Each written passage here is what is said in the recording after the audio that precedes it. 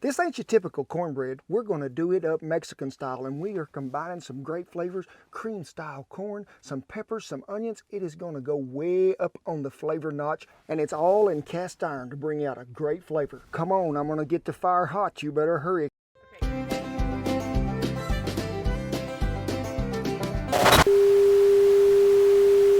Hey, y'all might have seen me on Food Network's Chopped Grill Masters or Chopped Redemption. I did both of them, but hey, did you know what? Shannon come up with a great idea. We're going to do Chopped at the Chuck Wagon. And yeah, we need y'all to help us out. We need you to participate. Help pick them ingredients that go into the little mystery basket that I'll never get to see till time to go. And all you got to do is go over to our community tab and list the ingredients you'd like to see in that basket. And with Shan's help, she is going to narrow it down to what she calls the best ones ever. And ooh, it is going to be so much fun. So stay tuned because we're really going to enjoy this episode.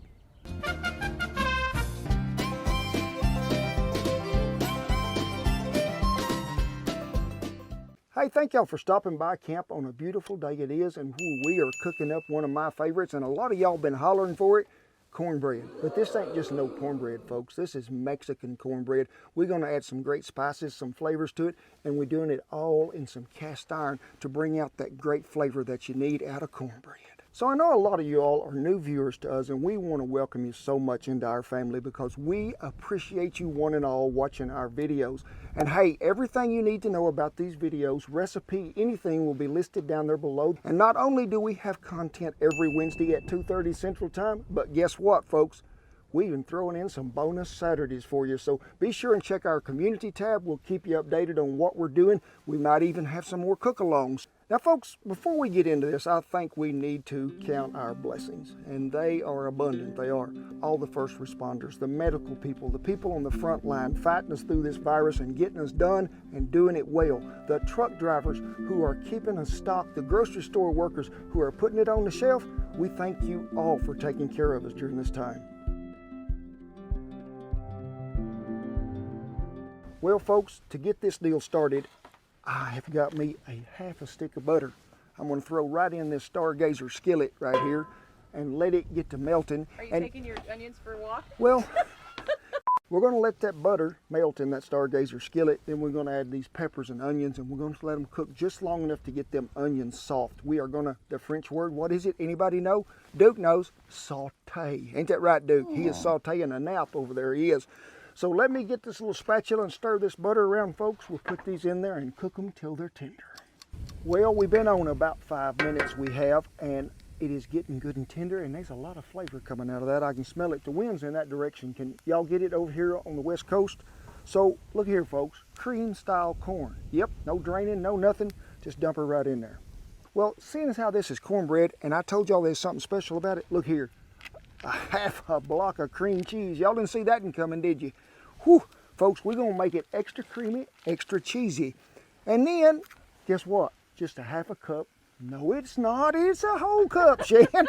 A whole cup of cheddar cheese that had been grated. And we'll just stir this all around there till we get the cheese and the cream cheese and the corn all blended in oh so well. Time to put the cornbread part of it together, folks. So we're going to start with 2 cups of flour, all-purpose, 2 cups of cornmeal, not cornmeal mix, but just regular old yellow cornmeal. And I need to ask y'all a question. You know, when you be having cornbread, these white cornmeal, yellow cornmeal, it may taste the same, but folks, it's always been yellow to me. So y'all just have to use whatever you prefer. We're going to add 3 tablespoons of baking powder. Which is that much? Which is right on, well, right on the money now it is. Some salt, which is about that much, and you're supposed to throw some over your shoulder. And we're going to, I like to mix this before I ever put any wet to it. So we got all our dry ingredients in there. We're going to use 2 cups of buttermilk. Now, if you can't find buttermilk, and you got whole milk and you want to make buttermilk, what is the tip, Shan? It's a little bit of whole milk and what? Tablespoon of vinegar. There you go. So 2 cups of buttermilk, 2 cackleberry or rooster bullet or hen fruit. That's a tough shell right there, it is. And look what was just laying over here, folks, wanting to join in on the party. Remember, I told you it was going to be good? Some jalapeno diced. Now, I took the seeds and the stem out for Shan so she would even like it better. So we got all that in there. I want to go ahead and mix this really well. Now, we're going to add the miracle stuff to it. Remember all that cheesy goodness? Look at there. Don't that stuff look good? Just, I tell you, you could eat this right here out of this skillet just all by itself. It wouldn't have to have nothing else. And that Stargazer got a good seasoning on it, because I mean it come out of there like it was slicker. I wasn't going to say it. I was going to say slicker than a snotty marble. Folks, you don't want to over mix this or over stir it too much. You just want everything very well incorporated. And then we're going to put it in what? Some more cast iron to cook it in. So folks, we're going to cook this in a 12-inch Dutch oven. Now, if you're cooking it in a house, you preheated that oven to 400 degrees. Cook it in a cast iron skillet. You ain't got one of these, but if you can cook it in this outside and bring your family together, whew, it's going to be good. But folks, I really like that crust that cast iron gives. Some really good cornbread. But this has sort of got to be hot, not just boiling hot, but I want to be able not hardly to touch it. And then we're going to grease it with bacon grease. That way we're going to get us a good flavor and a good crust on there. So pardon me while I preheat my oven. But don't be preheating it to 350 degrees. You'll burn your cornbread. Just right it is. And look here, magical concoction they call bacon grease. Don't never be without it. This stuff will save your life if you need it. And about, I'd say 2 to 3 tablespoons. We try to save all that bacon grease we can, folks. And Mama used to just keep it on the stove, but I like to let it cool back off and then refrigerate it. You can see my kitchen is powerful unlevel today. So we're going to get it all around here. Whew. I can already tell you, this is 5-star dining again. And we didn't even ruin none of them Michelin tires to get it there, because this bacon grease and that cream cheese. I like your movement. You got that. This is my Dutch oven aerobic class.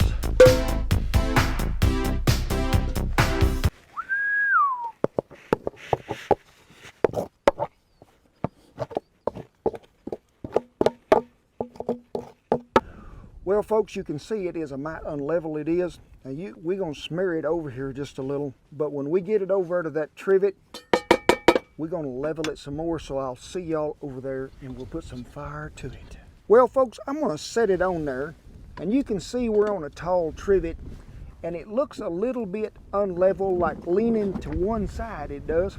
Well, folks, I'm going to adjust my trivet height. Pull that one down, these two out just a tad.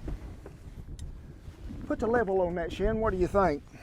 Now, when you get that cornbread right before you start to cook it, especially if you're outside, I like to give it one of these. So, you can see we're on a tall trivet. That's the way I like to cook cornbread, because we ain't in no hurry, and there's about a 20-mile-an-hour breeze blowing today, so it's going to make things seem hotter. Now, I'm going to get some coals out of there, shake the ash out of them with that shovel, and I'm going to make a pretty wide circle all the way around. Then put coals on top. Now, cornbread is the easiest thing to cook in a Dutch oven, because as you bake something in a Dutch oven, it'll begin to separate and pull in from the sidewalls on the inside. I'm not talking a 1/2 inch, no. I'm talking like an 1/8 or a 1/4. You'll see it begin to pull on cornbread. When it does that, what's it telling you? Beagle, do you know? Huh? No? Duke? They're both fast asleep, they are. It is telling you the bottom is near done when that separation takes place. Good cast iron, good hardwood fuel.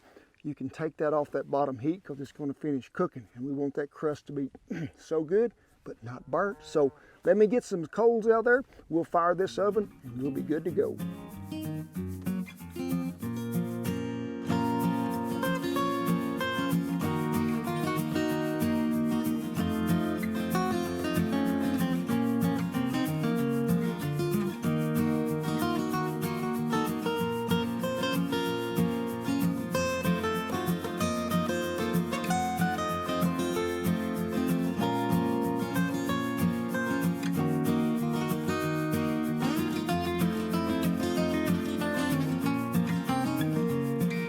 Well, folks, we've been on about, I'd say, probably 8 to 10 minutes anyway, so we need to take a gander in there.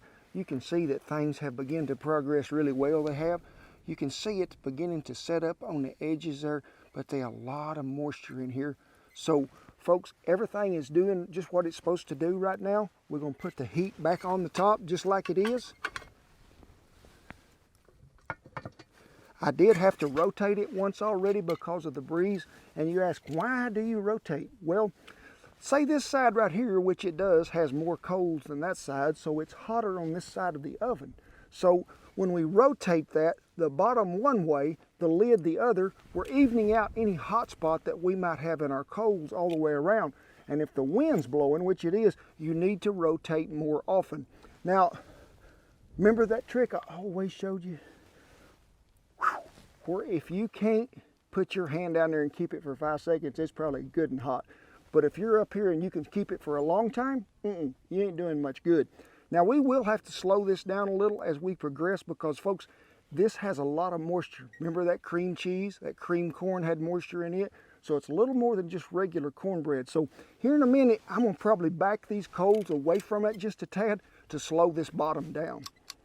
Well, folks, we've been on another 2 or 3 minutes, so I think we need to check on it again because that wind has picked up and it's doing just what I thought it would be doing. Look how fast this is trying to brown up here on top, and you can see all that jiggle it's got in there. So we're gonna have to take some of that heat off the top. So let me just shake a little of it off. And then what's left on there, I just want you to put on the outside edge of your Dutch oven. And them coals that fall by your boot, you'll know it when your toe get hot. I told you we was gonna rake them coals away from the bottom. We're gonna pull this side back especially because it's pretty heavy. So let's just pull them back here. Because if you're cooking this in the house, it's gonna take you about 25 to 30 minutes. We are cooking microwaving out here today with the breeze blowing. So we're gonna leave it about right there. We'll keep eye on it. Probably keep rotating. So stay with me, folks. You want to see the end of this, and you do. Well, folks, we've been on about 15 now we have. So I think that we're probably doing some more browning around the top of this as we are. As you can see, things are beginning to brown a little, and we're getting pretty well set up on the outside edge like we are. So we're thinking, hey, that's nearly done. But look right there, folks. There is a lot of jiggle in the middle. So what we're going to do, let's hear it. Where's the phone? Let's call somebody that can help. So what do you do now, folks? Get you one of these good coals, maybe 2 of them, and let's put it right there in the center of that Dutch oven. On the bottom. It's burning my fingers. We're going to target some heat. Now we're going to put the lid back on there. Pull these from the center a little farther out. Well, folks, it took me about 25 to 30 minutes to cook it out here. And you see me as I had to adjust them coals back and forth, put one underneath, you know, to target that heat a little more. But about 5 minutes before it got done, guess what? We done put us a whole nother cup of cheese right there on top. Put the lid back on, put us some fresh heat on there, but so we could melt all that cheesy goodness right across there. But remember this, let it set up some before you cut it. You gotta let it cool. And don't be thinking that I have learned my lesson. I ain't slapping some of that hot cheese to the roof of my mouth, folks. We gonna wait. But ain't it a pretty dish? See them bell peppers and corn and jalapeno and onion in there? That cheesy goodness sort of melted and run all over it there. So this is a happy meal all in its own right here. It's all you need. I mean, you throw you 5 or 6 more pounds of beef on top of this and you got what you call good eating. But folks, I am gonna cut me a piece here.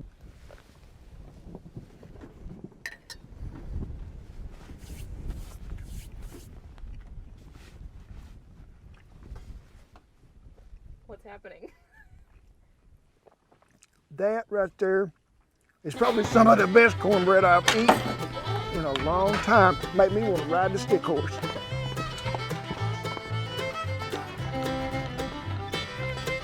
Whoa, Blue.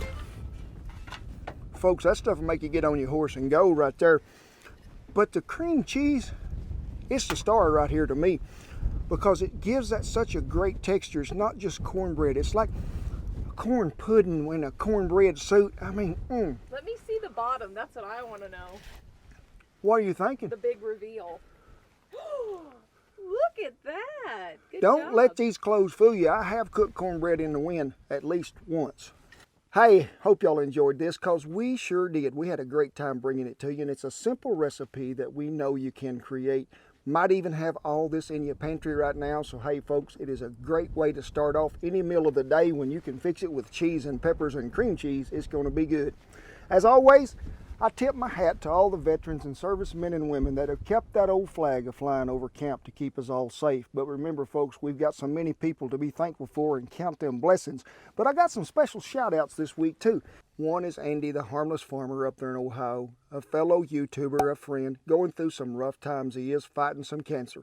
I ask y'all to lift him up in prayer and just help this man out and his family, but also check his channel out. And also, I'd like to thank the man that helped Shan edit. He has been responsible for bringing us so much great content that we sit in front of the TV and we just love to watch them now. And that's Andy Mercs over there on the East Coast. Andy, thank you, my friend. But also one more. You know, a lot of times I be needing help creating recipes, and I ask the Beagle and I ask Duke, and they don't have no idea. They just want to eat. But Shan's dad helped us with this, and Skeeter, we love you, brother. We think a lot of you. You just keep sending them. We'll keep cooking them. As always, folks, we hope you enjoyed this. God bless you, each and every one, and I'll see you down the cornbread trail.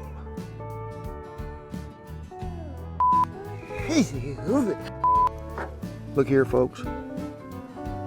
Shan says no, we're not going to look there yet. I know, buddy, but it's got onions in it, remember? People say, I got to back that up.